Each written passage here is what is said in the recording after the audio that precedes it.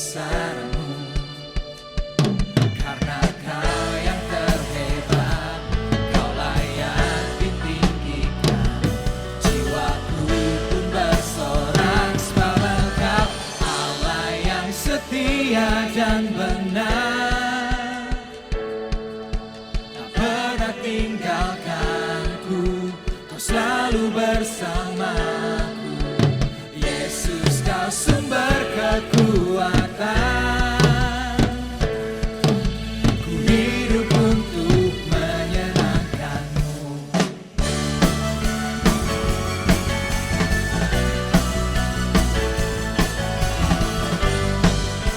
Haleluya Tuhan. Aku kan bersuka karena kasih-Mu. Menari memuji kebesaran-Mu. Karena Kau yang terhebat, Kau layak ditinggikan. Jiwaku pun bersorak sebab Engkau Allah yang setia dan benar. Tak pernah tinggalkanku, Kau selalu bersamaku.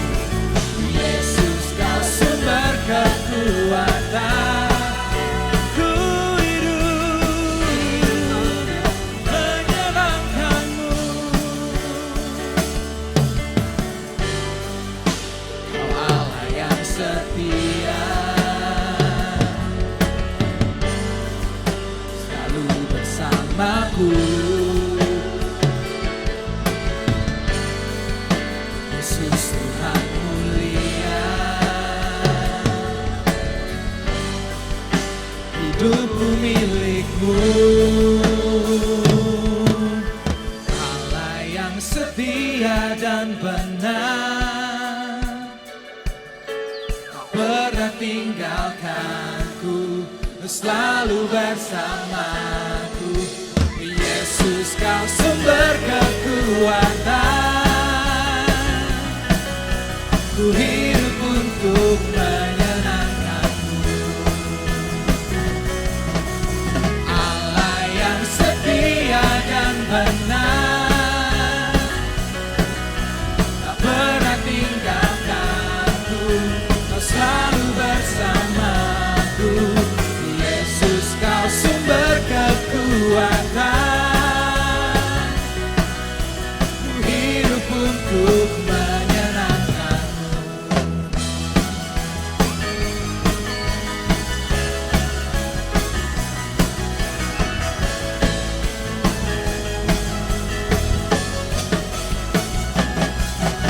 Semua sorakan haleluya. Haleluya Tuhan. Kami bersuka cita lebih lagi Tuhan, karena Kau kekuatan kami.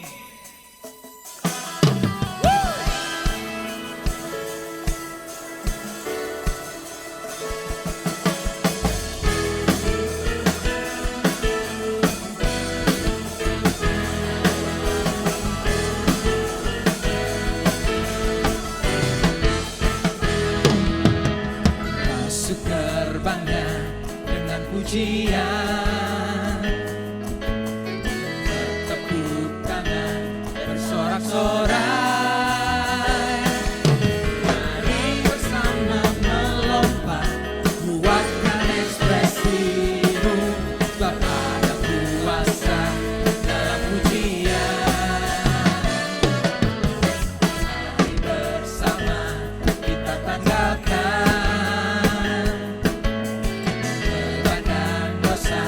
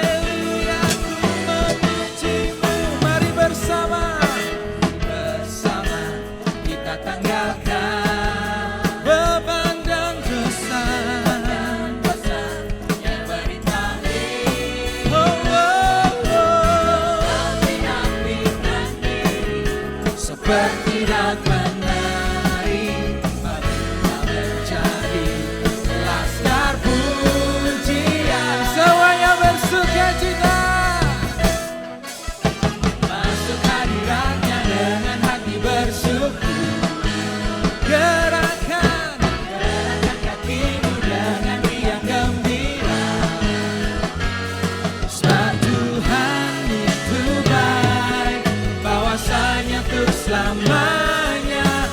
Biar segala yang bernafas memujinya.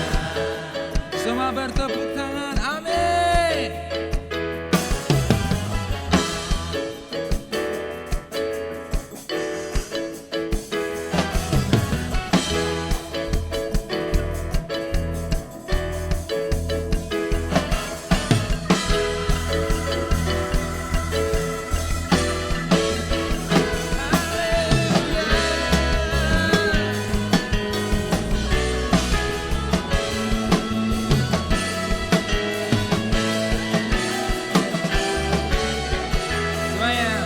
Satu harmoni, satu simfoni, kita bernyanyi, memuji Dia, bersuka cita, bertepuk tangan, mari bersama, kita melompat, satu harmoni, satu simfoni, kita bernyanyi, memuji Dia, bersuka cita, bertepuk tangan, mari bersama, kita melompat. Semua.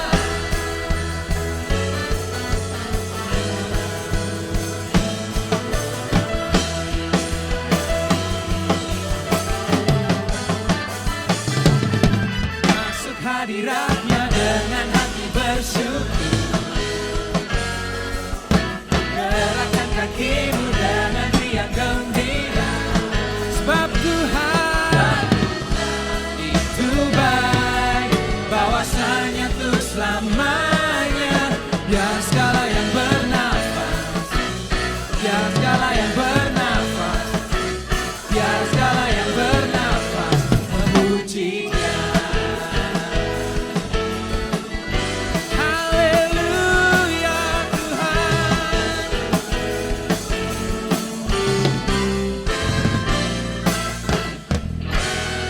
Haleluya. Puji nama Tuhan Yesus. Shalom Jemaat Tuhan. Selamat datang di ibadah online Gereja Mawar Sharon, Regional Jawa Tengah dan DIY. Kita percaya tidak ada jarak di dalam hadirat Tuhan.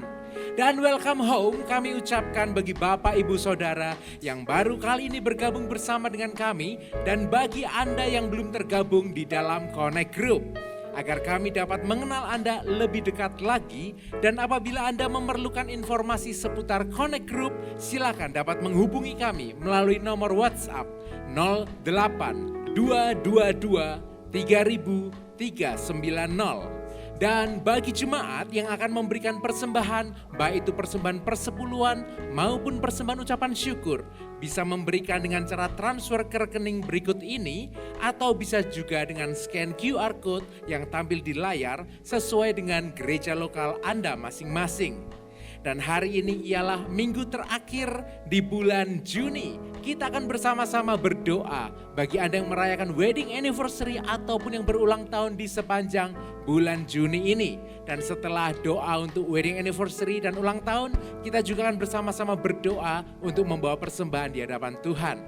Bagi Anda yang merayakan wedding anniversary ataupun berulang tahun di sepanjang bulan Juni ini, silakan Anda bisa angkat tangan di mana Anda ada saat ini dan kita akan bersatu hati di dalam berdoa.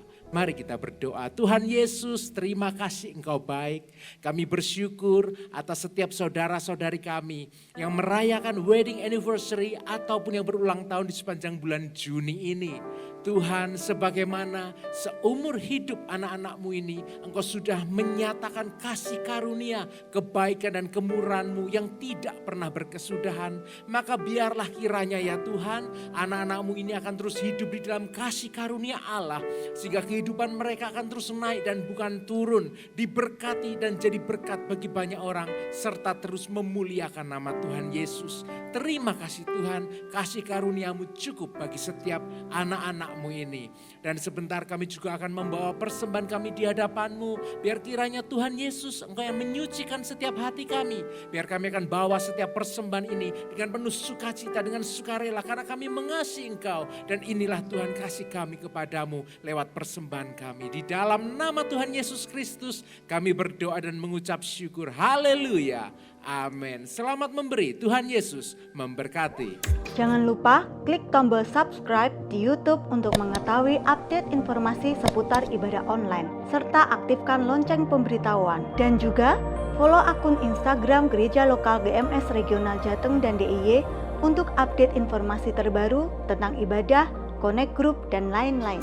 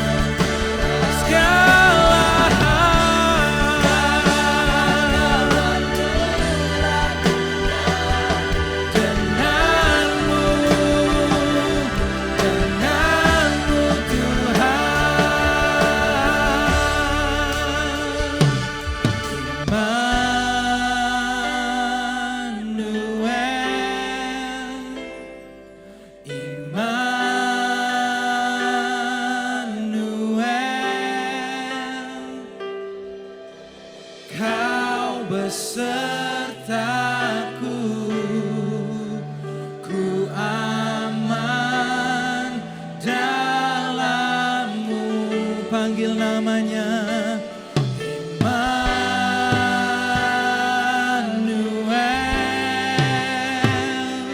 Immanuel. Kau penyelamatku Tuhan, Kau penyelamatku, hidupku aman. Oh,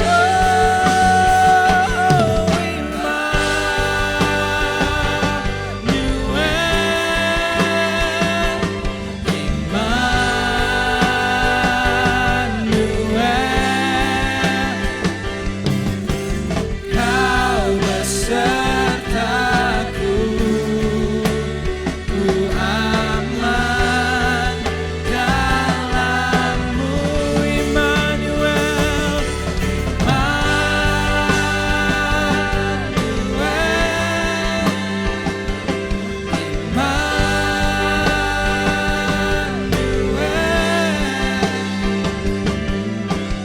Kau penyelamatku, hidupku aman. Oh Immanuel, Immanuel. Haleluya Tuhan, kami percaya Engkau setia. Terima kasih Tuhan. Kau besertaku, Haleluya Tuhan. Sekali lagi katakan Immanuel, Immanuel. Kami bersyukur buat kesetiaan-Mu. Terima kasih buat anugerah-Mu Tuhan. Haleluya. Terima kasih Tuhan. Kau penyelamatku, hidupku Aman di dalam-Mu.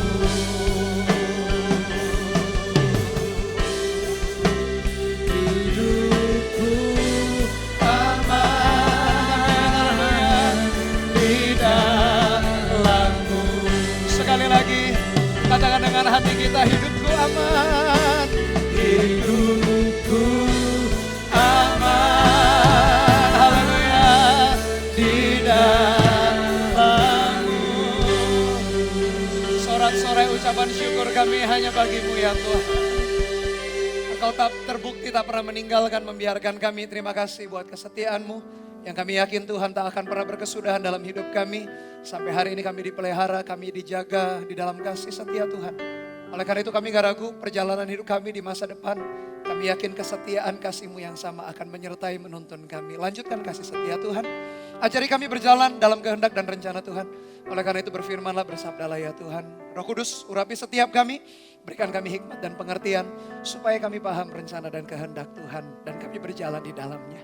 Kami kembalikan semua pujian, hormat, kemuliaan hanya bagi nama-Mu saja. Dalam nama Tuhan Yesus Kristus. Yang percaya atas kesetiaan Tuhan tak ada habis-habis di dalam hidupnya. Yang setuju katakan bersama-sama haleluya. Amin. Shalom Bapak Ibu Saudara. Saya meyakini kesetiaan Tuhan itu tak pernah habis di dalam hidup kita. Mau lewati situasi apapun, Dia Tuhan yang setia tak pernah meninggalkan dan membiarkan kehidupan kita. Kita tak akan pernah dibiarkan berjalan sendirian. Saya menyadari Bapak Ibu Saudara, kondisi pandemik COVID-19 yang kita lewat, yang kita jalani, menyisakan banyak PR.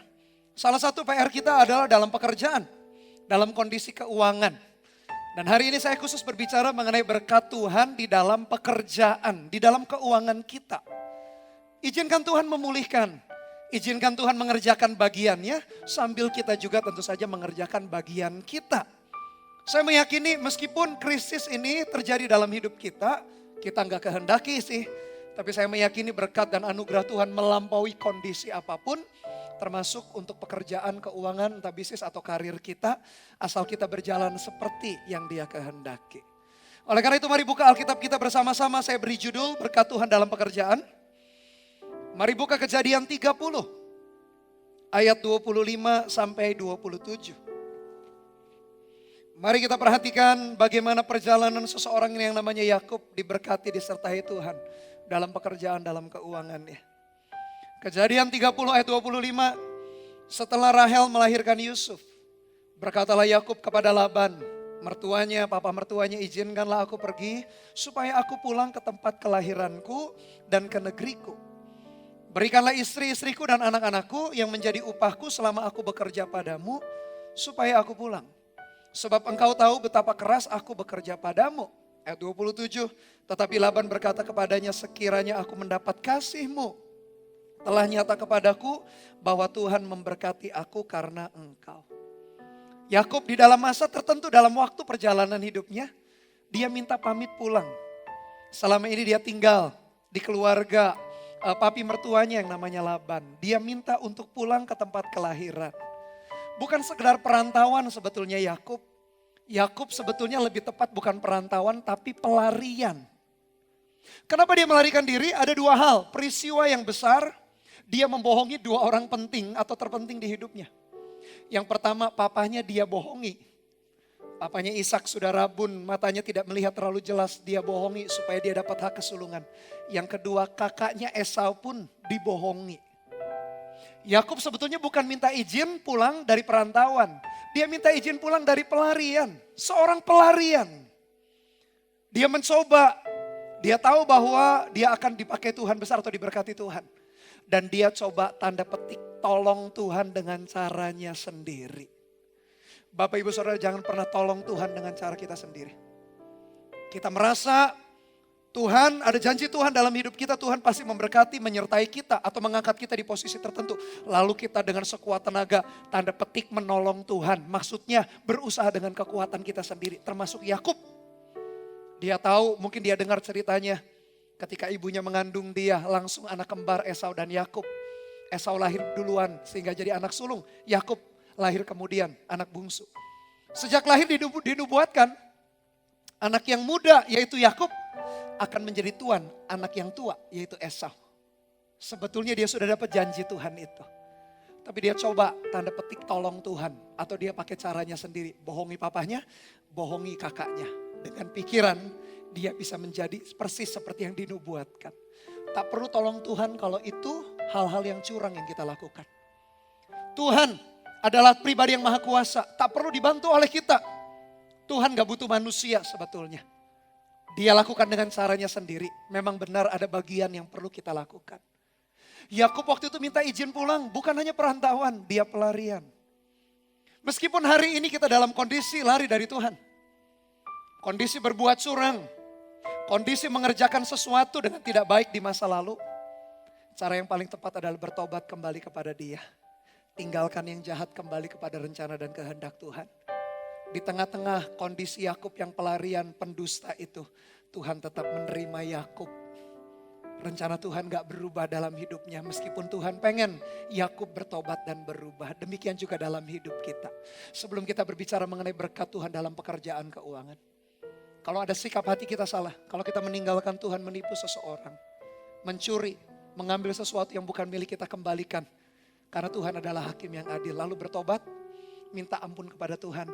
Dan lihat Tuhan sangat menghargai yang namanya pertobatan. Yakub seorang pendusta, seorang pembohong, seorang pelarian, menipu, mengambil kesulungan. Dia juga tetap diterima Tuhan ketika dia kembali kepada jalan Tuhan. Dia minta izin kepada papa mertuanya Laban untuk kembali. Dan memulai kehidupannya sendiri. Ayat 26, Yakub ternyata meskipun pelarian, tapi dia punya karakter pekerja keras. Ayat 26 dikatakan sebab engkau tahu, ayat 26b. Betapa keras aku bekerja padamu. Nah sikap ini Tuhan suka. Kalau Anda baca dalam Alkitab kita, kerajinan, kerja keras, atau tidak menganggur merupakan budaya kerajaan sorga. Dan Alkitab kita konsisten. Bapak Ibu Saudara, tak ada pengangguran dalam kerajaan sorga. Kalau kita menganggur, kalau kita malas-malasan, gak cocok tinggal dalam budaya kerajaan sorga. Yesus sendiri waktu 2000 tahun lalu di atas muka bumi dia berkata selama hari masih siang kita harus bekerja. Sama seperti Bapakku bekerja hari ini, aku pun bekerja juga. Tak ada pengangguran dalam kerajaan sorga. Yang gak kerja gak boleh makan, belajar kepada semut. Dan lain sebagainya. Alkitab kita mengajarkan bagaimana kita bekerja keras. Yakub meskipun pendusta, dia melakukan hal yang benar, yaitu bekerja keras. Kalau seseorang bekerja keras atau kerja dengan rajin, perhatikan. Dia berada di jalur yang tepat untuk diberkati Tuhan. Sekali lagi, kalau Bapak Ibu Saudara rajin, tekun, bekerja keras, dengan integritas tentu saja, kita berada di dalam jalur yang benar untuk menerima berkat Tuhan. Kalau kita gak rajin, kita di luar jalur berkat Tuhan. Oleh karena itu tak ada pengangguran dalam kerajaan surga. Kalau hari ini kita berbicara mengenai berkat Tuhan dalam pekerjaan, harus dimulai dengan sikap yang demikian, sikap yang tekun, yang rajin, tak membiarkan tangan kita menganggur. Kalau itu kita miliki, saya berdoa Bapak Ibu Saudara, bukan berarti kita gak akan menemukan masalah dalam pekerjaan, keuangan. Masalah pekerjaan pasti ada juga, masalah keuangan bisa juga kita hadapi. Tapi beda dengan orang yang rajin dan tekun, di atasnya adalah langit terbuka. Apalagi kerajinan dia dikerjakan sesuai dengan kehendak dan rencana Tuhan, maksudnya dengan prinsip kebenaran. Kalau Anda rajin dan tekun, gak malas, tinggal tunggu waktu saja berkat Tuhan turun di tangan kita. Karena kita sedang mengerjakan bagian kita. Yakub meskipun pendusta, meskipun dia curang dalam hal mengambil hak kesulungan daripada kakaknya dan membohongi papahnya sendiri.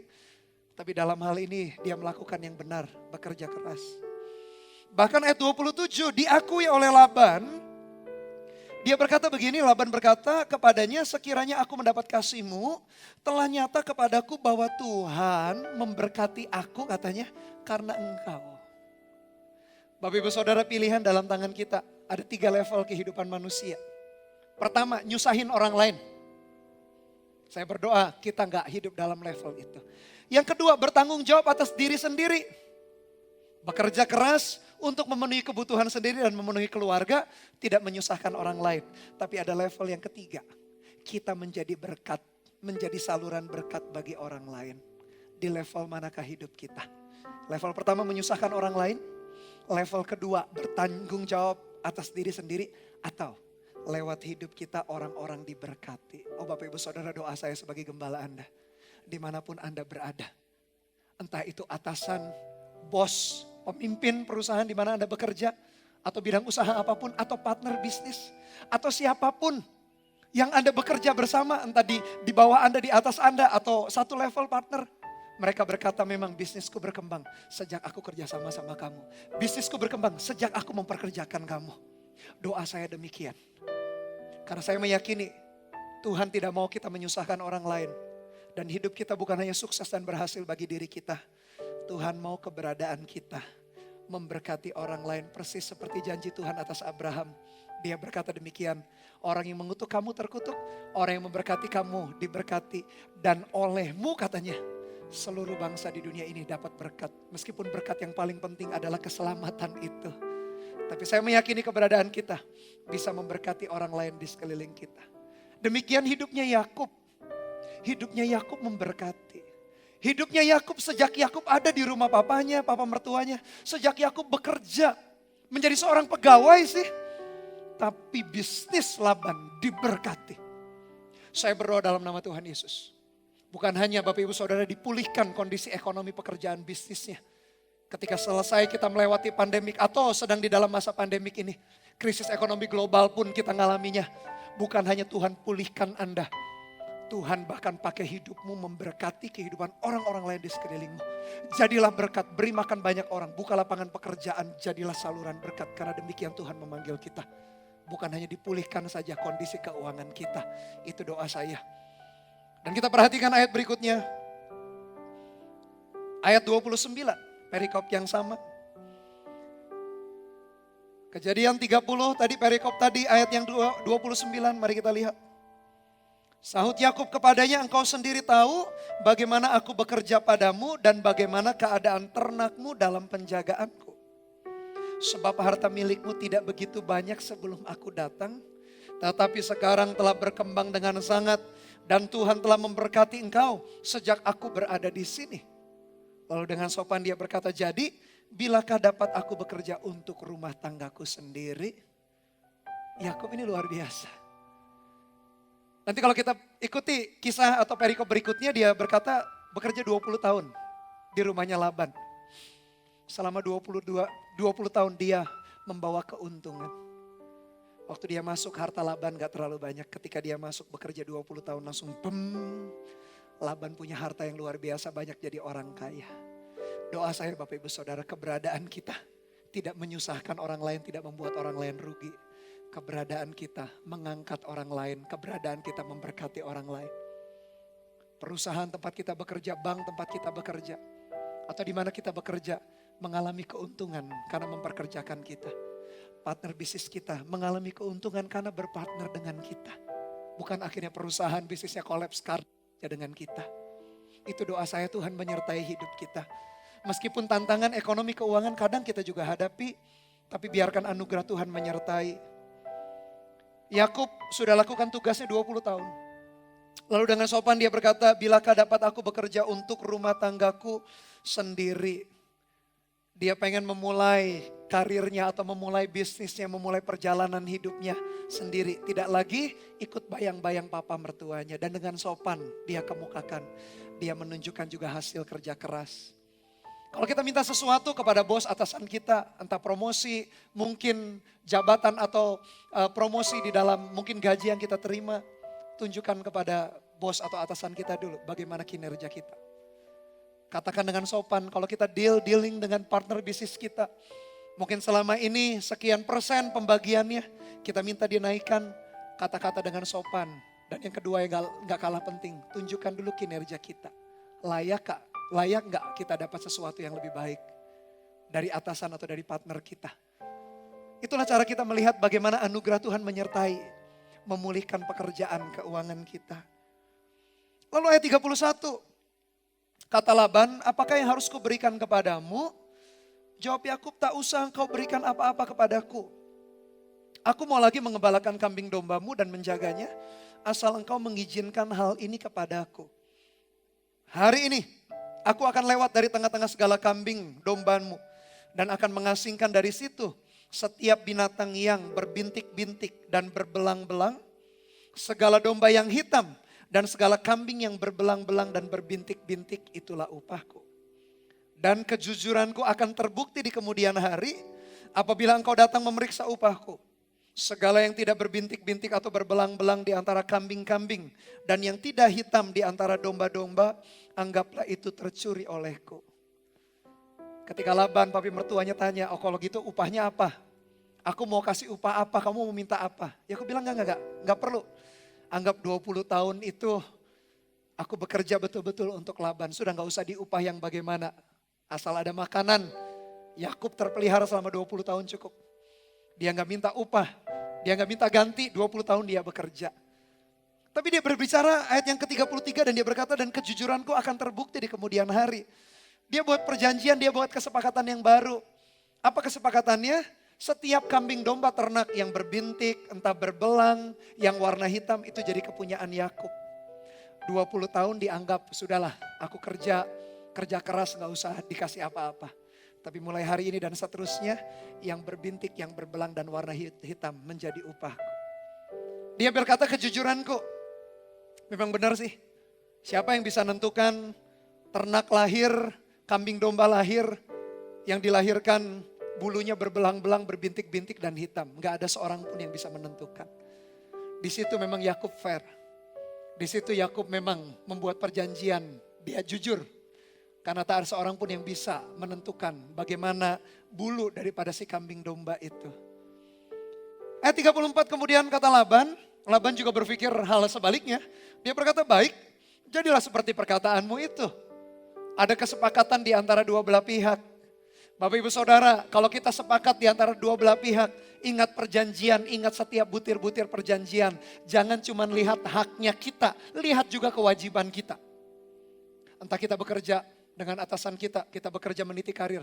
Jangan cuma menuntut hak. Kewajiban kita dilakukan enggak? Kalau kita berpartner, jangan hanya menuntut hak kita sebagai partner daripada rekan bisnis kita. Kewajiban kita dilakukan enggak? Akhirnya Laban dengan Yakub deal, sepakat buat perjanjian. Laban berkata, jujur kan? Ini Gak mungkin ada yang bisa menentukan belang-belang bintik dan hitam. Laban juga berpikir, betul. Oke, kalau gitu kita deal, kita sepakat. Tapi Laban kemudian berpikir, dia mencoba bagaimana Yakub, ya Laban tetap saja dia mencoba supaya Yakub ini nggak punya ternak yang berbintik, belang dan hitam. Dia berkata begini, ayat 35, lalu diasingkannya lah pada hari itu kambing-kambing jantan yang bercoreng-coreng dan berbelang-belang dan segala kambing yang berbintik-bintik dan berbelang-belang. Segala yang ada yang warna putih pada badannya, serta segala yang hitam di antara domba-domba, dan diserahkannya lah semuanya itu kepada anak-anaknya untuk dijaga. Jadi Laban itu memang curang dan licik. Dia tahu Yakub mintanya belang, bintik dan hitam. Oke, kalau gitu dipisah dulu. Yang ada bintik, belang dan hitam dia pisahkan. Bukan dikasihkan Yakub, dia kasihin kepada anaknya dulu. Pokoknya Yakub dibiarkan seolah-olah sebisa mungkin Yakub gak akan dapat yang berbintik, belang dan hitam. Yakub berpikir dia pasti bisa, Laban juga mencoba lakukan dengan hal yang curang. Lalu ayat 36 kemudian Laban menentukan jarak 3 hari perjalanan jauhnya di antara dia dan Yakub. Maka tetaplah Yakub mengembalakan kambing domba yang tinggal itu. Supaya perjanjian itu sah, gak ada curang mencurangi. Oke, kalau begitu jarak di antara kita 3 hari perjalanan. Kira-kira 3 hari perjalanan itu kira-kira 80 km sampai 100 km. Di zaman itu gak ada mobil, gak ada motor, gak ada kendaraan bermotor. Sekarang 100 km gampang ditempuhnya dan cepat. Dulu butuh 3 hari. Menunjukkan bagaimana jarak yang jauh. Supaya mereka bisa ngurusi sendiri-sendiri. Sambil Laban memperhatikan dari jauh. Mungkin dia berkata dalam hatinya, rasain loh. Semua ternak yang hitam, yang belang, dan coreng-coreng sudah aku pisah. Jadi yang dibawa Yakub, semuanya yang bersih bulunya. Laban berpikir, kalau yang bersih kan keluar bulunya juga yang putih bersih. Tapi perhatikan Bapak Ibu Saudara, apapun kondisi kita, mungkin gak mirip kita menghadapi seperti Yakub hadapi papa mertuanya yang curang. Tapi kondisinya kira-kira mirip. Yakub, dia tidak punya apa-apa. Dia mulai dari nol. Pekerjaan 20 tahun dianggap ya sudahlah itu bekerja keras saja untuk papa mertuanya. Dia mulai dari nol. Setelah kondisi pandemik ini, ketika kita melewati kondisi pandemik ini, bukankah juga mempengaruhi pekerjaan kita, keuangan kita? Mungkin masih ada sisa-sisa, puji Tuhan kalau masih ada sisa-sisa. Mungkin ada yang minus bahkan, mungkin ada yang mulai dari nol. Atau mungkin masih ada yang punya banyak cadangan untuk memulai pekerjaannya lagi. Atau apapun lah kondisi kita. Tapi perhatikan baik-baik, Yakub memulai dari nol bahkan. Tapi asal dia lakukan bagiannya dan Tuhan menyertai dia. Tak sepi kita dari berkat Tuhan. Percayalah Bapak Ibu Saudara. Jangan percaya perkataan saya. Percaya firman-Nya yang mengajari kita. Ada berkat Tuhan dalam pekerjaan. Ada berkat Tuhan dalam keuangan Bapak Ibu Saudara. Apapun kondisinya. Pandemi ini memang menimbulkan krisis global. Ekonomi secara global. Tapi saya meyakini anak-anak Tuhan berada di dalam jalan yang tepat. Jalur yang tepat untuk menerima kasih karunia Tuhan. Ada pemulihan dalam pekerjaan dan keuangan. Itu doa saya juga. Laban merasa rasain loh Yakub, kamu gak bawa apa-apa. Karena yang loreng, yang bintik dan hitam, 3 jenis itu, aku serahkan kepada anakku. Rasain loh, mulai dari nol, 20 tahun seolah-olah gak ada artinya. Tapi perhatikan apakah Yakub tambah miskin atau gak diberkati dalam pekerjaan. Karena miskin dan kaya relatif. Kita ngomong diberkatilah atau ada penyertaan Tuhankah dalam pekerjaan Yakub. Kita perhatikan ayat berikutnya. Ayat 37. Lalu Yakub mengambil dahan hijau dari pohon hawar, pohon badam dan pohon berangan. Dikupasnyalah dahan-dahan itu sehingga berbelang-belang sampai yang putihnya kelihatan gitu ya. Jadi hitam putih begitu atau warna gelap, warna terang, warna gelap, warna terang. Ia meletakkan dahan-dahan yang dikupasnya itu dalam palungan, dalam tempat minum. Kemana kambing domba itu datang minum sehingga tepat di depan kambing domba itu. Adapun kambing domba itu suka berkelamin pada waktu datang minum. Jika kambing domba itu berkelamin dekat dahan-dahan itu maka anaknya bercoreng-coreng. Berbintik-bintik dan berbelang-belang. Kemudian Yakub memisahkan domba-domba itu. Dihadapkannya kepala-kepala kambing domba itu kepada yang bercoreng-coreng dan kepada segala yang hitam di antara kambing domba Laban. Demikianlah ia beroleh kumpulan-kumpulan hewan baginya sendiri dan tidak ditempatkan pada kambing domba Laban. Dan setiap kali apabila berkelamin kambing domba yang kuat, maka Yakub meletakkan dahan-dahan itu ke dalam palungan di depan mata kambing domba itu, supaya berkelamin dekat dahan-dahan itu. Tetapi apabila datang kambing domba yang lemah, ia tidak meletakkan dahan-dahan itu ke dalamnya. Jadi hewan yang lemah untuk Laban dan hewan yang kuat untuk Yakub. Maka sangat, perhatikan ayat 43, maka sangatlah bertambah-tambah harta Yakub dan ia mempunyai banyak kambing domba, budak perempuan dan laki-laki unta dan keledai. Saya berpikir dari mana strategi ini ya? Bagaimana keturunan ditentukan, keturunan hewan ditentukan ketika kambing dan domba berkelamin dia lihat dahan. Itu seperti mitos begini katanya. Para wanita yang lagi mengandung katanya. Kalau pengen anaknya kayak artis siapa begitu, sepanjang mengandung kan 9 bulan 10 hari, pajang fotonya artis itu di kamar kita katanya. Jadi dilihat terus supaya hidungnya mancung, matanya lebar gitu ya. Cuma saya berpikir, bukankah kondisi fisik manusia itu tergantung gen DNA pembawaan ya? Masa kita yang misalnya keturunan suku bangsa tertentu, Chinese misalnya, pengen seperti orang Arab. Lo gen DNA-nya saja berbeda. Mau kita pasang orang Arab sekalipun jajar-jajar di tembok kamar kita kan tidak bisa mengubah tampilan atau fisik daripada anak yang dikandung. Nah kira-kira kayak begitulah. Ini hewan lagi minum, lagi berkelamin, kemudian dikasih dahan-dahan loreng-loreng. Hitam dengan putih, gelap terang. Dari mana ide itu ya? Dan apakah itu ilmiah atau enggak? Kita kan berpikir ilmiah atau enggak nih orang modern ini. Ternyata itu sebetulnya mitos. Jadi para gembala di sana mempercayai keturunan ternak itu akan seperti apa kalau mereka melihat sesuatu benda. Makanya mitos itu beredar di kalangan para gembala. Yakub pun mendengar mitos itu. Jadi sebenarnya yang dia lakukan adalah mitos. Bapak Ibu Saudara, mitos itu adalah sesuatu yang ada orang menganggap terjadi juga meskipun tidak percaya atau bukan kebenaran sebetulnya. Tapi orang-orang tidak bisa dibuktikan ilmiah. Tapi orang-orang merasa itu works, itu terjadi. Banyak mitos. Bahkan banyak mitos yang berlawanan dengan firman Tuhan. Nah hati-hati Bapak Ibu Saudara, hidup kita jangan ditaruh. Hidup kita jangan dibangun di atas yang namanya mitos. Hidup kita dibangun harus di atas dasar firman Tuhan. Saya tunjukkan nanti kenapa Yakub dikasih hewan yang berbintik belang dan hitam. Bukan karena dia taruh dahan itu. Mau ditaruh dahan dan tidak. Tak bisa membatasi kuasa dan berkat Tuhan, tahukah? Untuk sekian kalinya, entah keberapa kalinya Yakub berusaha dengan kekuatan sendiri tadi tanda petik menolong Tuhan. Pertama kali dia harus menolong Tuhan, dia rasa dengan curi hak kesulungan kakaknya Esau. Dengan tipu papahnya. Dia pikir itu caranya seperti nubuatan ketika mamanya ngandung Esau dan Yakub dalam kandungan bertolak-tolak. Nubuatan datang bahwa Yakub akan jadi tuan daripada Esau. Dia pikir caranya ambil hak kesulungan. Untuk kesekian kali dia berpikir Tuhan kan mau memberkati. Oke kalau gitu harus melakukan seperti mitos gembala-gembala. Yang waktu itu ada. Tapi tahu gak Bapak Ibu Saudara, mau Yakub lakukan mitos itu atau tidak? Tidak bisa menahan berkat dan anugerah Tuhan. Sebetulnya bukan karena melakukan mitos itu. Sebetulnya nanti kita lihat karena Tuhan memberkati, Tuhan menyertai. Yang kedua karena Yakub melakukan bagian dia dalam kerja keras. Karena dia bertanggung jawab, sebetulnya itu yang membuat dia diberkati. Bukan karena mitos. Jadi itu mitos yang berlaku atau yang beredar di kalangan para gembala. Dan mereka lakukan itu untuk mendapatkan hasil yang mereka inginkan.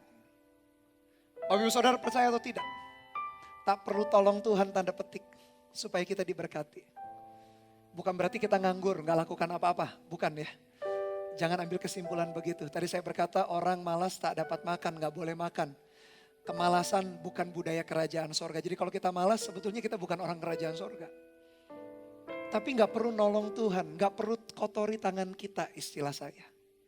Saya jadi teringat satu ketika Daud usianya masih 17 tahun. Diurapi oleh seorang pendeta atau hamba Tuhan besar namanya Samuel. Dan dikatakan kamu akan jadi raja atas Israel. Padahal waktu itu Saul yang menjadi raja. Oleh karena itu prosesi mengurapi Daud dilakukan diam-diam karena takut ketahuan Saul. Apa yang terjadi setelah Daud diurapi jadi raja? Apakah langsung jadi raja umur 17 tahun? Tidak. Daud jadi raja kalau kita baca umur 30 tahun. Jadi 13 tahun dia nunggu. 13 tahun diisi apa Bapak Ibu Saudara? Diisi oleh pelarian karena Saul kejar-kejar Daud mau dibunuh. Bayangin. 13 tahun. Satu ketika, bukan hanya satu tapi 2 kali Daud dapat kesempatan bunuh Raja Saul musuhnya. Apa yang Daud katakan? 1 Samuel 26 ayat 9. 1 Samuel 26 ayat 9, perhatikan. Tetapi kata Daud kepada Abisai, jangan musnahkan dia. Sebab siapakah yang dapat menjamah orang yang diurapi Tuhan dan bebas dari hukuman? Firm sekali prinsipnya Daud, gak boleh jamah orang yang diurapi Tuhan. Ayat 10, lagi kata Daud, demi Tuhan yang hidup, niscaya Tuhan akan membunuh dia. Entah karena sampai ajalnya dan ia mati, atau yang kedua entah karena ia pergi berperang dan hilang lenyap di sana. Kiranya Tuhan menjauhkan daripadaku untuk menjamah orang yang diurapi Tuhan. Bapak Ibu Saudara perhatikan, Daud tak mau kotorin tangannya supaya dia dapat posisi raja. Padahal yang mengurapi Daud Samuel. Samuel dapat perintah dari siapa? Dari Tuhan. Tuhanlah yang memilih Daud jadi raja. Tapi Daud tak mau mempromosikan diri. Dia gak mau ambil posisi raja dengan tangannya dia. Dia tak mau kotori tangannya dia. Demikian seharusnya kita. Saya berdoa, saya meyakini Bapak Ibu Saudara pun disertai, diberkati dalam pekerjaan, bisnis maupun keuangan. Tapi jangan tolong Tuhan tanda petik dengan cara-cara kita. Apalagi cara-cara curang. Tak perlu bantu Tuhan. Daud menunjukkan ketika dia tak bantu Tuhan dengan membunuh Saul. Dapat kesempatan 2 kali dia membunuh Saul. Tak dia pakai. Dia bahkan berkata begini, prinsipku jelas, aku gak mau jamah orang yang diurapi Tuhan. Yang kedua, satu saat dia akan mati atas kehendak Tuhan. Entah karena sampai ajalnya, maksudnya sampai tua atau dalam peperangan. That's it. Daud firm sekali dengan prinsipnya. Demikian juga dengan Bapak Ibu Saudara. Harus punya prinsip yang kuat dan teguh. Jangan bangun hidup kita di atas mitos kepercayaan orang banyak yang bertentangan dengan firman. Yang kedua, jangan tolong Tuhan. Tuhan gak butuh bantuan kita. Kerjakan saja bagian kita. Yakub berusaha kembali sesuai dengan mitos, sesuai dengan pemikiran dia. Dia berpikir, aku mau curangi lagi Laban untuk kesekian kalinya. Dia curangin aku 20 tahun, aku juga curangi dia balik. Dengan dahan-dahan itu. Dari mana kita tahu bahwa apa yang dia lakukan sebetulnya gak ada hubungannya dengan berkat Tuhan. Mari kita lihat pengakuan sendiri Yakub berbicara. Mulut dia sendiri menyatakan bahwa Tuhanlah yang memberkati. Mari kita lihat ayat Kejadian 31.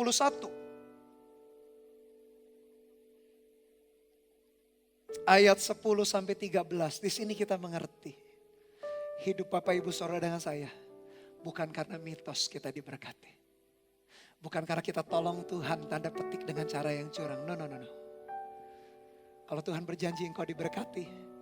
Kalau Tuhan berjanji bisnismu menjadi maju. Jangan lakukan cara-cara curang. Gak perlu ambil posisi jabatan raja dengan cara bunuh Saul. Daud tidak lakukan itu. Betul-betul tangannya bersih. Tuhan sendiri yang memindahkan jabatan itu dalam hidupnya Daud. Demikian juga dengan Yakub. Kejadian 31 ayat 10. Pada suatu kali pada masa kambing domba itu suka berkelamin, maka aku bermimpi. Ini kata Yakub sendiri. Dan melihat bahwa jantan-jantan yang menjantani kambing domba itu bercoreng-coreng, berbintik-bintik dan belang-belang. Ayat 11, dan malaikat Allah berfirman kepadaku dalam mimpi itu, Yakub, jawabku, ya Tuhan. Perhatikan ayat 12, lalu ia berfirman, malaikat Tuhan berfirman, angkatlah mukamu dan lihatlah bahwa segala jantan yang menjantani kambing domba itu bercoreng-coreng, berbintik-bintik dan berbelang-belang, sebab telah kulihat semua yang dilakukan oleh Laban itu kepadamu. Ayat 13, akulah Allah yang di Betel itu, di mana engkau mengurapi tugu dan di mana engkau bernasar kepadaku. Maka sekarang Tuhan berkata, bersiaplah, engkau pergilah dari negeri ini dan pulanglah ke negeri sanak saudaramu. Akhirnya dari mulut Yakub sendiri, dia berkata, aku dapat mimpi. Dan di mimpi itu aku melihat malaikat Allah, M-nya besar, A-nya besar. Kemungkinan besar para penafsir berkata itu pribadi Tuhan yang kedua, yaitu Yesus sendiri berbicara. Lihat ternak yang coreng, bintik dan belang. Aku menyertai dan pulanglah kembali ke sanak saudaramu karena Tuhan masih punya rencana dalam hidup Yakub. Yakub sendiri dengan mulutnya mengakui bahwa Tuhanlah yang berfirman bahwa bagian hartanya dia, ternaknya dia adalah yang berbintik, bercoreng dan berbelang-belang yang warnanya hitam. Itulah bagian berkatnya Yakub. Bukan karena Yakub kuliti dahan-dahan itu, 3 macam dari jenis pohon, lalu membuat dia diberkati. Dia tidak taruh hidup kita, jangan ditaruh di atas mitos. Jelas karena Allah berfirman, diberkatilah. Jelas karena Allah menyertai, diberkatilah kita. Di tengah pandemik ini, saya menyadari gak mudah kita melewati krisis global, ekonomi global bahkan terjadi. Ada yang di PHK, bisnisnya melambat, ada yang bisnisnya tutup. Ada juga yang bisnisnya malah running dengan baik, puji Tuhan dengan itu. Bahkan kalau kita mengalami kendala keuangan pun, jangan patah arang Bapak Ibu Saudara, jangan putus asa. Kehilangan pekerjaan kita karena COVID, karena pandemik, tidak membuat jalan di depan kita tertutup semuanya. No. Hidup kita terlampau berharga. Bukan hanya dibatasi oleh harta benda dan pekerjaan. Yakub mulai dari nol juga. Dia bahkan bukan perantauan, tadi saya jelaskan, dia pelarian jelas. Karena dia berdusta kepada papahnya dan kepada kakaknya. Bahkan pekerjaan 20 tahun dia anggap nol. Dia berkata gak perlu, Laban gak perlu kasih apa-apa. Aku mau bekerja lagi hari ini. 20 tahun kerja kerasnya menghasilkan nol, tidak ada apapun. Dia menjalani, satu ketika Tuhan memberikan janji bagi kita, entah lewat mimpi, entah lewat firman Tuhan hari ini yang persis hari ini juga engkau dengar. Engkau mendengar Tuhan berbicara dalam hatimu. Tuhan sekali-kali tak pernah membiarkan engkau. Tidak membiarkan engkau, menelantarkan engkau dalam keuangan, dalam pekerjaan. Tuhan menyertai. Bukan berarti Tuhan berjanji engkau jadi kaya raya. Itu adalah kedaulatan Tuhan. Entah membuat dari sebagian dari Bapak Ibu Saudara kaya raya, orang terkaya di Indonesia, terkaya di dunia, itu bagian Tuhan. Kita gak tahu itu. Tapi bagian kita seperti Paulus berkata, ada makanan dan pakaian cukuplah. Maksudnya Tuhan gak mungkin telantarkan kita, asal kita lakukan bagian kita. Yakub, dia akhirnya berbicara dengan mulutnya sendiri. Bagaimana dia dapat ternak itu? Sebetulnya karena Tuhan berfirman. Lihat ternak berbintik belang dan bercoreng itu. Itu bagian yang Tuhan berikan kepada Yakub. Kenapa Yakub diberkati jelas? Karena Tuhan yang berfirman, karena Tuhan menyertai. Karena Tuhan tak pernah meninggalkan kita. Bukankah kita juga anak-anak Tuhan? Seperti Yakub dikasihi, kita pun dikasihi. Dia gak pernah tinggalkan kita Bapak Ibu Saudara. Berkat keuangan, berkat pekerjaan juga Tuhan berikan dalam hidup kita. Bukan berarti tanpa tantangan, tanpa masalah. Enggak, Tuhan tetap menyertai. Meskipun ada tantangan dan masalah di dalam hidup kita. Percaya saja. Bukan karena mitos Yakub diberkati. Karena Tuhan yang berfirman, sekali dia berfirman. Firman janjinya iya dan amin akan terjadi persis seperti yang dia firmankan. Namun ada bagian kita yang perlu kita lakukan. Tak perlu tolong bantu Tuhan. Daud menunjukkan teladan, dia tak mengotori tangan yang ngambil jabatan raja. Tetap jabatan raja jatuh di kepala dia. Di dalam hidup seseorang yang Tuhan berfirman, ku angkat seseorang. Dikatakan dalam kitab Mazmur, di antara kandang kambing domba, aku pilih seseorang, ku urapi dia. Karena kecakapan tangan, ketulusan hatinya, siapa itu? Tuhan berkata mengenai Daud. Daud tak perlu kotori tangannya berbuat curang. Engkau gak perlu curang untuk diberkati. Meskipun Tuhan sudah berjanji, biarkan Tuhan yang memindahkan berkat jabatan, posisi, promosi itu dalam hidup kita. Tak perlu bantuan kita. Meskipun ada bagian yang harus kita lakukan. Yakub akhirnya bercerita bagaimana dia diberkati. Saya jadi teringat Kolose 3 ayat 22. Hai hamba-hamba, taatilah Tuhanmu yang di dunia ini dalam segala hal. Jangan hanya di hadapan mereka saja untuk menyenangkan mereka. Melainkan dengan tulus hati karena takut akan Tuhan. Apapun juga yang kamu perbuat, perbuatlah dengan segenap hatimu. Seperti untuk Tuhan dan bukan untuk manusia. Ayat 24, kamu tahu bahwa dari Tuhanlah. Saya ulangi sekali lagi, kamu tahu bahwa dari Tuhanlah. Kamu akan menerima bagian yang ditentukanmu bagimu sebagai upah. Karena Kristus adalah Tuhan dan kamu adalah hambanya. Ayat-ayat yang saya baca adalah surat Paulus kepada jemaat di Kolose. Ngomong soal apa? Pelayanan bukan. Ngomong jelas soal pekerjaan di marketplace. Kolose yang tadi saya baca jelas konteksnya ngomong soal pekerjaan. Waktu itu bahkan lebih mengerikan. Perbudakan masih ada. Bahkan Paulus berkata, bahkan ketika engkau jadi budak pun, jadi hamba pun, kerjakan. Bukan hanya sekedar di depan Tuhan untuk mencari muka. Tapi kerjakan segala sesuatu seperti untuk Tuhan. Karena dari Tuhanlah dikasih upah. Tuhanlah yang memberkati kita. Bukan semata-mata karena kerja keras kita, karena hikmat kita, karena koneksi kita. No. Tapi karena Tuhan menyertai kita. Kalaupun kita bekerja sekuat tenaga, segenap hati, dari Tuhanlah upahnya itu. Upah Tuhan tidak akan nyasar ke orang yang salah. Selalu berkat dan anugerah Tuhan akan datang ke orang yang tepat. Yaitu Bapak, Ibu, Saudara, dan saya. Ada bagian kita. Dan Kejadian 31 ayat 38. Menjelaskan prinsip yang terakhir yang Yakub lakukan. Sehingga dia diberkati. Kejadian 31 ayat 38. Selama 20 tahun ini dia berkata kepada Laban, aku bersama-sama dengan engkau. Domba dan kambing betinamu tidak pernah keguguran. Dan jantan dari kambing dombamu tidak pernah kumakan. Yang diterkam oleh binatang buas tak pernah kubawa kepadamu. Aku sendiri yang menggantinya. Yang dicuri orang baik waktu siang baik waktu malam selalu engkau tuntut daripadaku. Aku dimakan panas pada hari waktu siang dan kedinginan waktu malam. Dan mataku jauh daripada tertidur. Selama 20 tahun ini aku di rumahmu. Aku telah bekerja padamu 14 tahun lamanya untuk mendapat kedua anakmu. Dan 6 tahun untuk mendapat ternakmu. Dan engkau telah 10 kali mengubah upahku. Ayat 42 sekali lagi Yakub berkata bahwa ini kuncinya, seandainya Allah ayahku, Allah Abraham yang disegani oleh Ishak tidak menyertai aku. Tentulah engkau sekarang membiarkan aku pergi dengan tangan hampa. Tetapi kesengsaraanku dan jerih payahku telah diperhatikan Allah. Dan ia telah menjatuhkan putusan tadi malam. Sekali lagi Yakub berkata soal penyertaan Tuhan. Tapi bukan hanya penyertaan. Dalam ayat 38 dan 39 sampai 40. Dia tunjukkan bagaimana bekerja keras selama 20 tahun.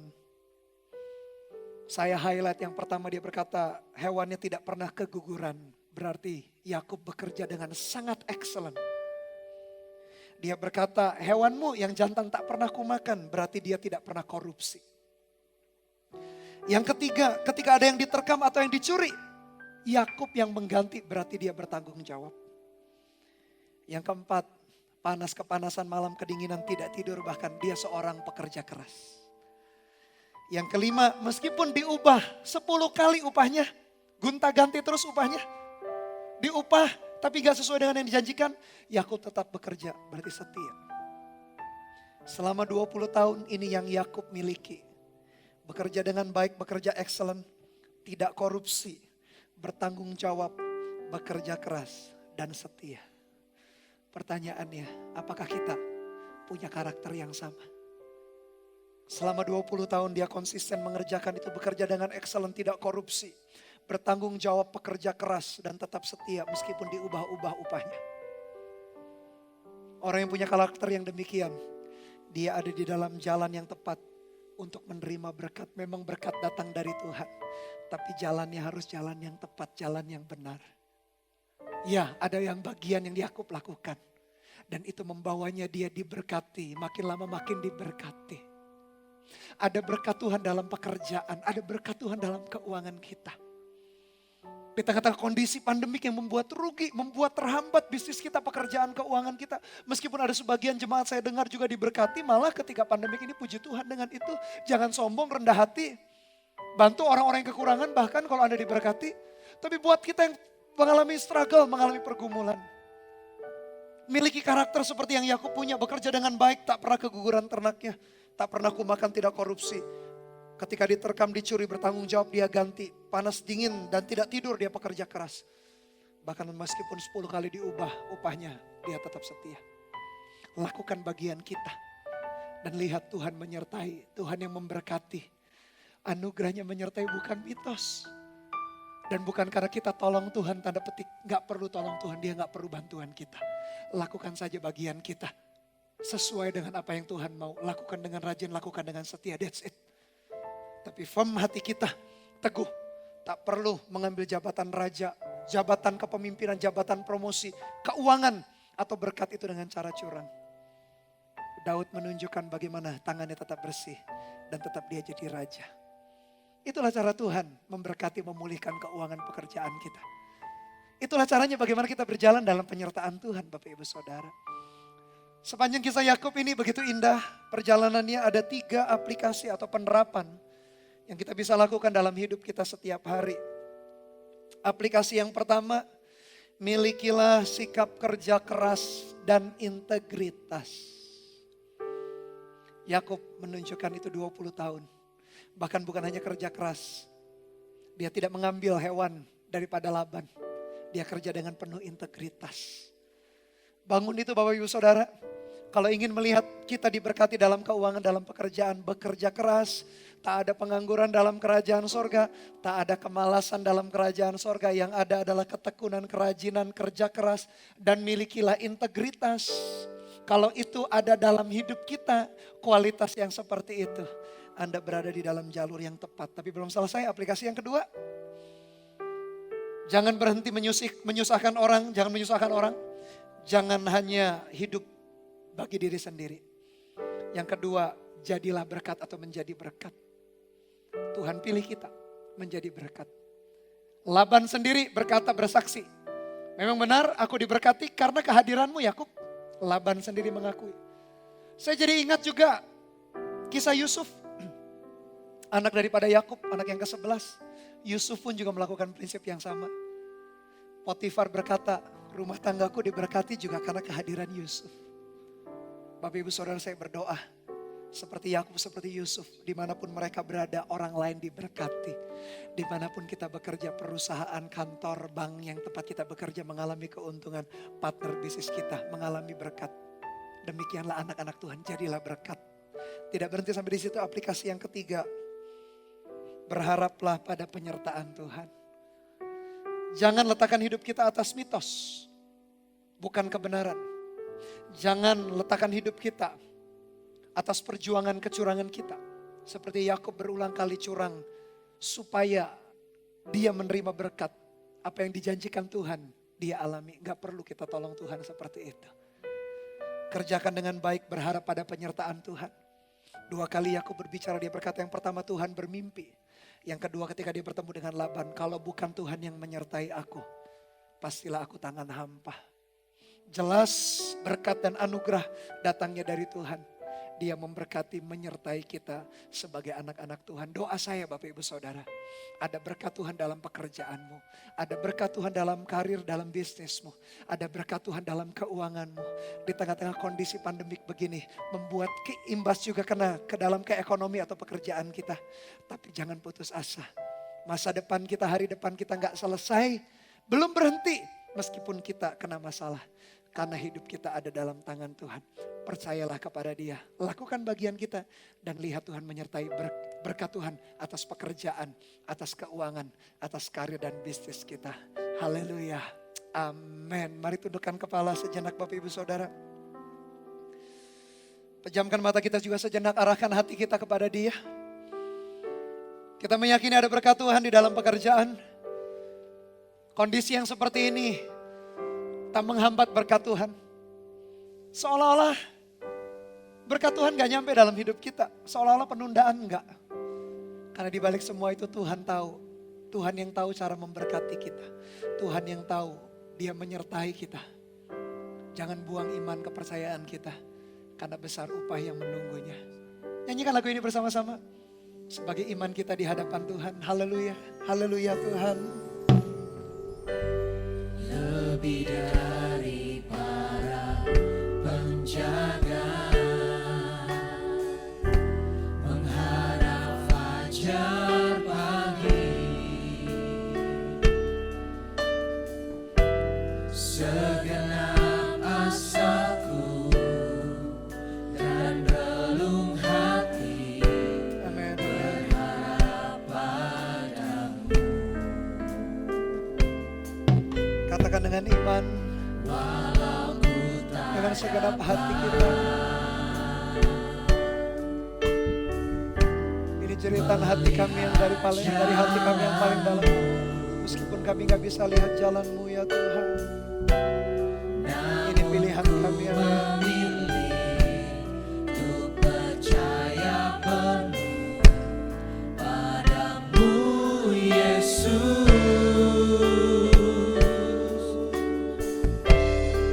Katakan dengan segenap hati kita, ku percaya. Percaya akan janji-Mu,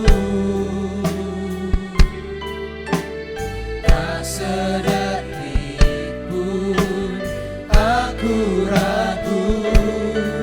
Satu hal ku tahu, bahwa janji-Mu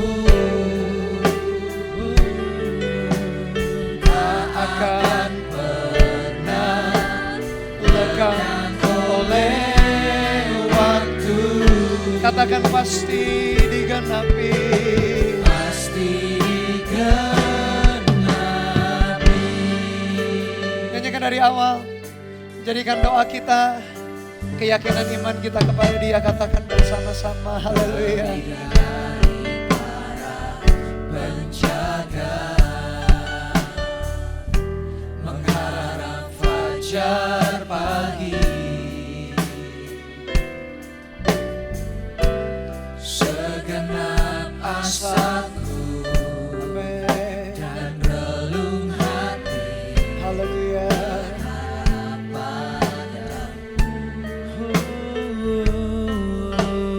Kami percaya akan Engkau. Kami percaya akan Engkau Tuhan. Melihat jalan. Ini keputusan kami. Ini komitmen kami.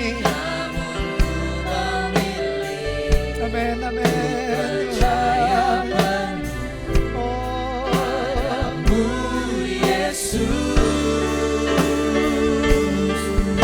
dengan segenap hati kita katakan, haleluya. Ku percaya akan janji-Mu. Tak sedetik pun aku ragu. Amin, amin. Haleluya, haleluya. Bahwa janji-Mu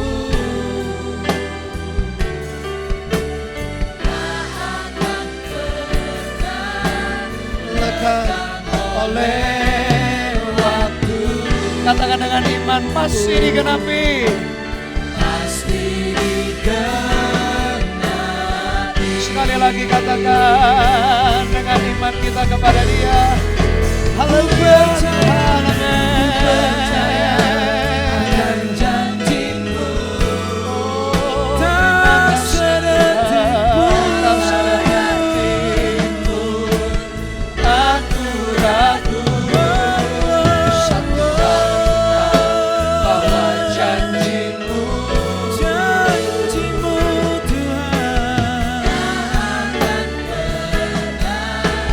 lekang oleh waktu. Katakan pasti digenapi. Mari kita sembah Dia. Angkat hati dan suara kita. Oralana mata taralana masyatarala. Pasti digenapi. Firman-Mu ya dan amin. Kami taruh ya Tuhan. Firman-Mu ya dan amin. Berkat-Mu ada dalam hidup kami. Penyertaan-Mu ya Tuhan. Haleluya. Oralana masyataralana mataralana. Terima kasih ya Tuhan. Angkat hati suara kita. Angkat iman kita kepada Dia. Percaya janjinya ya dan amin. Oralana masyataralana mataralana. Kami percaya akan Engkau Tuhan. Terima kasih buat anugerah-Mu ya Yesus. Haleluya. Oralana mataralana. Oralana masyataralana. Terima kasih ya Tuhan. Sekali lagi sembah Dia, sembah Dia. Oralana masyataralana. Angkat hati dan iman kita kepada Dia. Tak pernah sekali-kali meninggalkan kita. Tak pernah Dia membiarkan kita. Dia Allah yang setia. Kami percaya akan Engkau Tuhan Yesus. Oralana mataralana. Terima kasih Tuhan. saja mengalunkan lagu ini dengan lembut. Arahkan hati kita kembali kepada Dia. Pandemik ini tidak menghancurkan kehidupan kita segala-galanya. Menghambat tertentu, mungkin area tertentu iya. Mungkin buat kita menunda berkat Tuhan tertentu, mungkin bisa saja. Tapi tak pernah menghancurkan hidup kita. Hidup kita selalu aman di tangan Tuhan. Oleh karena itu berapa banyak Bapak Ibu Saudara yang berkata, Tuhan, aku mau tetap lakukan bagianku dengan kerja keras dan penuh dengan integritas. 20 tahun Yakub melakukan bagian dia. Upahnya diganti, dia tetap setia. Tak dibiarkan hewan yang binasa atau yang dimakan oleh binatang lain. Diklaim, dia bertanggung jawab. Tak ada yang keguguran, dia kerja dengan excellent. Dia gak protes ini dan itu. Dia lakukan bagian dia, tapi dengan penuh integritas. Kalau kita bekerja keras dengan penuh integritas, kita sudah berada dalam jalan yang tepat, jalan berkat Tuhan. Yang kedua, jangan menyusahkan orang. Dan juga jangan hidup bagi diri sendiri. Tapi yang ketiga ini, punyalah kerinduan jadi berkat bagi orang banyak. Laban sendiri bersaksi, karena Yakub ada di dalam rumahku, aku diberkati. Dulu hartaku gak banyak, sekarang karena Yakub hartaku jadi banyak. Mirip seperti perkataan Potifar kepada Yusuf. Ketika engkau bekerja di rumahku, rumahku juga jadi diberkati. Demikian juga doa saya, kehidupan Anda menjadi berkat bagi kehidupan banyak orang. Yang ketiga, taruh harapan kita hanya kepada Tuhan, berharap pada penyertaan Tuhan. Yakub diberkati bukan karena mitos yang beredar di antara para gembala. Yakub diberkati Tuhan karena Tuhan berfirman, Tuhan berkata, hewan yang berloreng sore dan berbintik berbelang itu menjadi bagianmu. Itulah berkat Tuhan. Kalau engkau berkata, Tuhan aku melakukan bagian tersebut, taruh tangan kananmu di dadamu. Tuhan berkati umatmu, jagai termasuk dalam hal keuangan, dalam hal pekerjaan. Bukan untuk supaya kami bisa memuaskan hawa nafsu, lalu kami punya pekerjaan yang baik, punya harta banyak, harta benda banyak kalau berfoya-foya dan hidup sembarangan, bukan.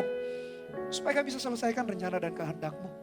Supaya keluarga kami tak menyusahkan orang-orang, kami bertanggung jawab bisa menghidupi minimal keluarga kami. Paulus berkata asal ada makanan dan pakaian cukuplah.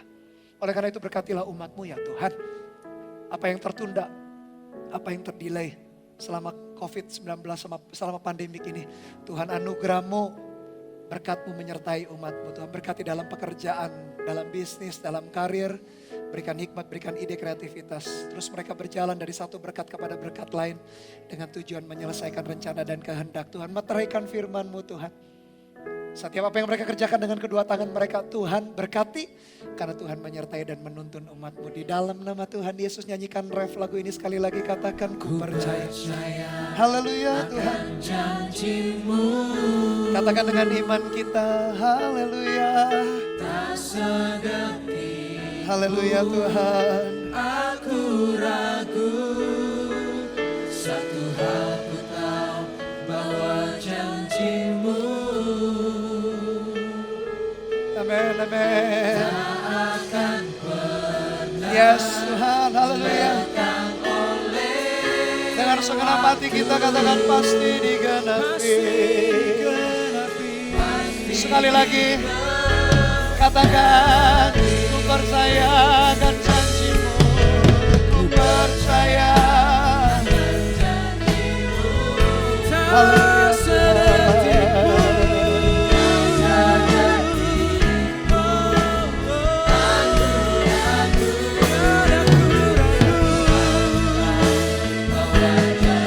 Amin, amin, amin. Tuhan tak akan pernah lekang oleh waktu. Katakan pasti digenapi. Katakan pasti digenapi, pasti digenapi. Pasti digenapi. Sekali lagi katakan pasti digenapi. Pasti digenapi. Haleluya Tuhan. Kami taruh harapan dan iman kami hanya kepada janji-Mu. Datang kerajaan-Mu, jadi kehendak-Mu dalam hidup kami. Biar kami menerima yang berkat yang terbaik yang datangnya daripada Tuhan. Hamba-Mu sebagai hamba Tuhan berdoa. Supaya Tuhan pegang setiap kehidupan jemaat-Mu. Dengan tangan kanan-Mu yang membawa kemenangan. Bahkan termasuk soal berkat keuangan, berkat pekerjaan. Tuhan menyertai menuntun umat-Mu. Berikan kreativitas, berikan ide-ide yang segar. Berikan pekerjaan yang diberkati supaya mereka jadi saluran berkat. Langit di atas mereka tetap jadi langit terbuka, sorga terbuka. Tanah di bawah mereka jadi tanah yang subur. Karena Tuhan menyertai. Biarlah kasih anugerah dari Allah Bapa, kasih setia dari Tuhan Yesus Kristus, dalam persekutuan pengurapan Roh-Nya yang kudus menyertai kita dari hari ini sampai selama-lamanya. Jemaat Tuhan yang diberkati Tuhan, katakan sama-sama haleluya. Amen. God bless you all.